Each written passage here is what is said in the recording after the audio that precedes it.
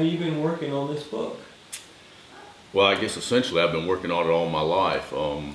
My dad, when I was really young, I think I get it from my dad, instilled in me the importance of reading, and I just fell in love with reading even in high school.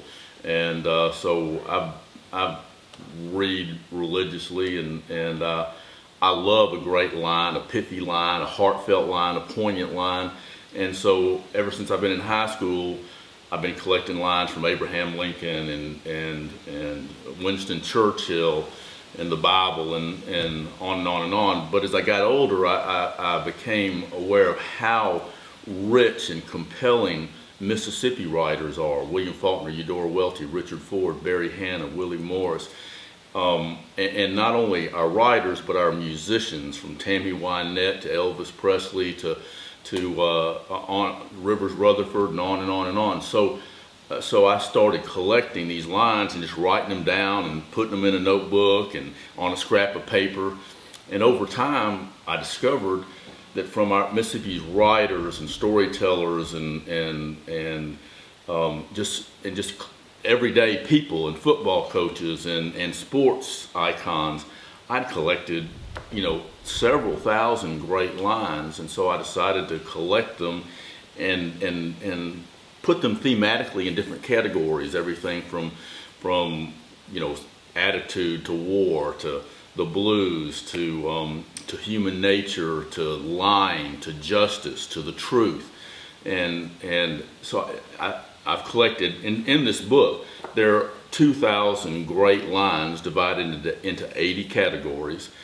And one of the things I found, not only does each line stand on its own and have meaning and tell meaning in its own right, each line stands on its own, but also within these thematic categories, you can see kind of a narrative arc about truth or about justice or about music, about human nature, because in combination, all these great lines from insightful Mississippians tell a story. So the lines stand on their own as individual great pieces of information or great observations or great insights, but they also tell a story, have a narrative thread. So when does the book come out, and when is your first signing?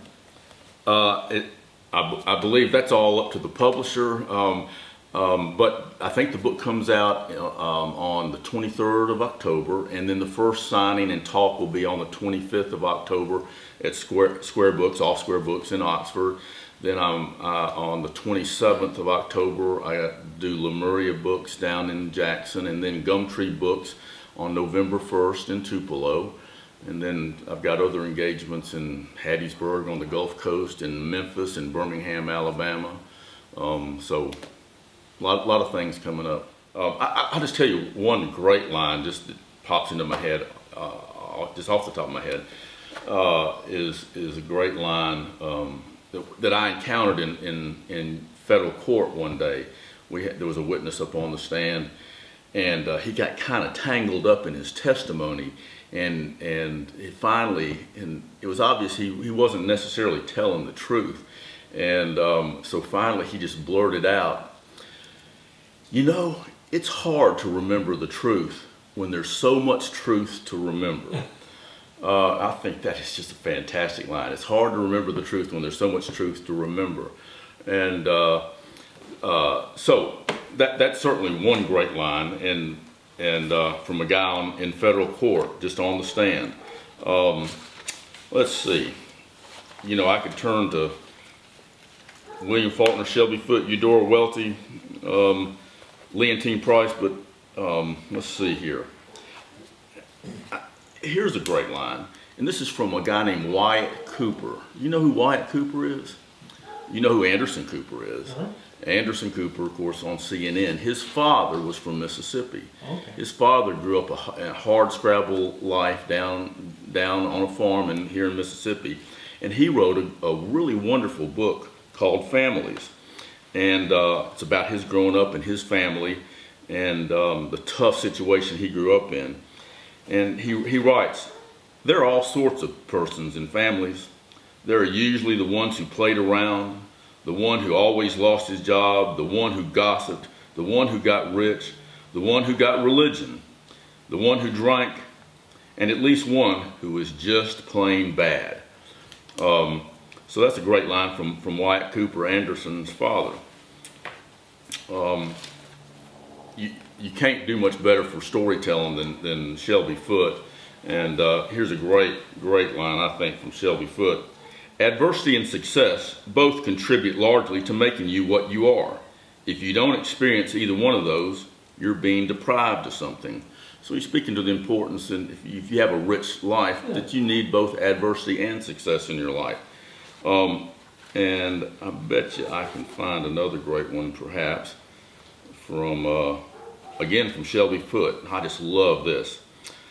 Of all the passions of mankind, the love of novelty most rules the mind. In search of this, from realm to realm we roam. Our fleets come loaded home with every folly.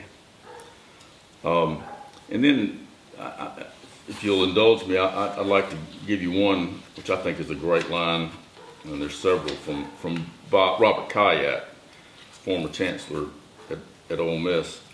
And kind of in that same vein, he writes, we're measured not by our victories and our losses, but how we react to both. So those give you a handful. Now I could go on and on with William Faulkner. And here's a great one just from my memory from Eudora Welty. I just love this. She wrote, had one, and of course this is one of her characters speaking. She has one of her characters say, if you're so smart, why ain't you rich? So if you want to skewer someone, that's a great line. There was a high school football coach who in a scrimmage one time told his players, you boys pair off in threes. So you've got everything from William Faulkner and Eudora Welty to that high school football coach. And then I tell you, another great thing about this book is I not only have lines from Mississippi authors and musicians and storytellers and artists and sports figures, but also people who are not Mississippians but who have said things about Mississippi. Abraham Lincoln, after Vicksburg, after the fall of Vicksburg, he said, the Mississippi River now goes unvexed to the sea. And Abraham Lincoln had numerous other things to say about Mississippi, which are quoted in here. Ulysses S. Grant, William Tecumseh Sherman, Johnny Carson had a great line about Mississippi. The cast of Saturday Night Live had a great line about Mississippi. And all of those are collected in here along with numerous others from non-Mississippians commenting on Mississippi.